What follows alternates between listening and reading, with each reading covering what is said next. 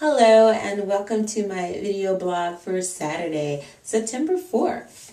This week I'd like to begin with some unfinished business from last week, and that the Glen Beck Reverend Al Sharpton happening in Washington, D.C. seemed as though it was going to be a big political drama-filled event.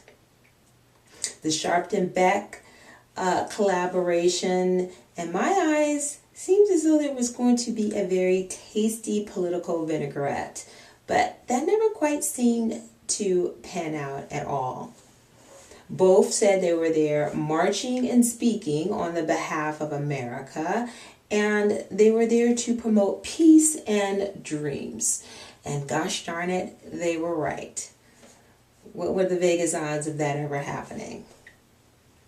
The only thing that we got out of that were a bunch of carbon emission footprints as news sources followed the men around. Oz makers in Alaska were also quite disappointed. They were shocked as Joe Miller upset Republican U.S. Senator Lisa Murkowski. Now, the Tea Party endorsed candidate proved that their brew is quite stronger, and I don't know if that had anything to do with the added endorsement of Sarah Palin. Who knows, but in my opinion, she only brought the sweetener. Hey, did you know that the president's back in town? And he came back as expected with that speech, and his speech focused on Iraq. The president is making good on his campaign promise to get out of that country. And MSNBC, CNN, and C-SPAN all had their take on the 15-minute or so speech, but none were quite more interesting than Fox News. I checked out the network, and their analysts felt as though President Barack Obama slighted President Bush during his speech. They felt as though that the president should have given Bush a little more recognition for his work in Iraq, and that he should have possibly given the guy, like a high five, like he was the man who actually brought us to Iraq. A high five? Are you kidding me? I mean, this from the man who got us further into debt, stretched our military resources, not to mention the fact that we lost the lives of men and women in that country for whose freedom? A high five? Yeah. Pardon me if I keep my hands in my pocket. Then there were those weighing in on the decor of the Oval Office. Some felt as though it was a little too drab. What do you expect is the Oval Office? It went from old drab to new and expensive old drab.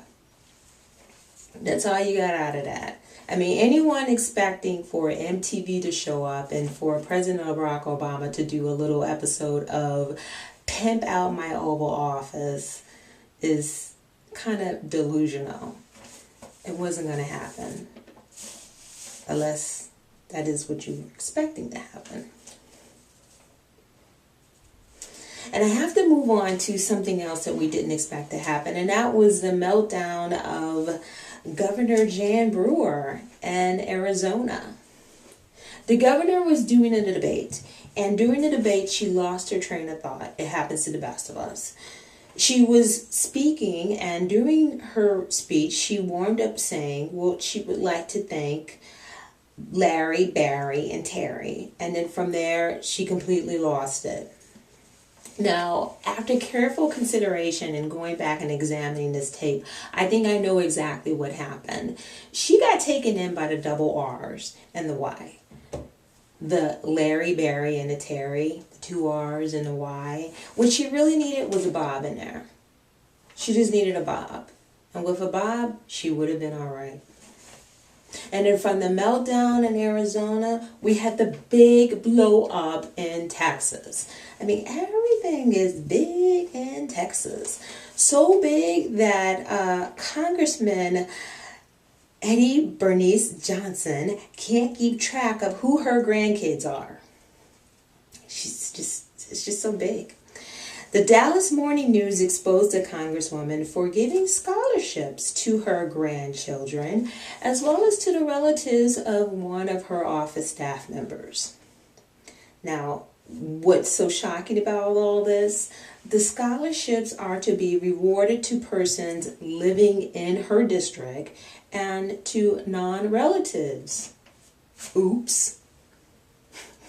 Now, Johnson said that she didn't realize what was happening. I mean, she's been in office for 10 years and she has never read the rules. And in fact, she's got paperwork that's missing. Like she's Mr. Magoo or something. Then to make matters worse, she shows up on CNN to do a phone interview. And during that phone interview, she basically said, and I'm quoting her, "I know you want to make a scandal out of this, but I can't help you." Let me finish that out.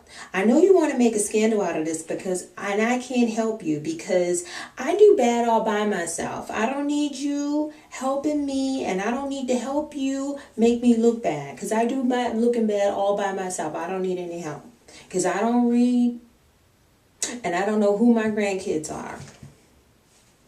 I'm just saying. I don't know. You know, she's basically on her way out of office, Johnson. And what we really need to see is her, maybe Rango, and we need, who is that? The guy from Chicago. We need Rob Voyevich. They all need to be stuck in a house, living together, and having their lives taped and a hot tub. Now that's the show we need to see. I'll see you next time.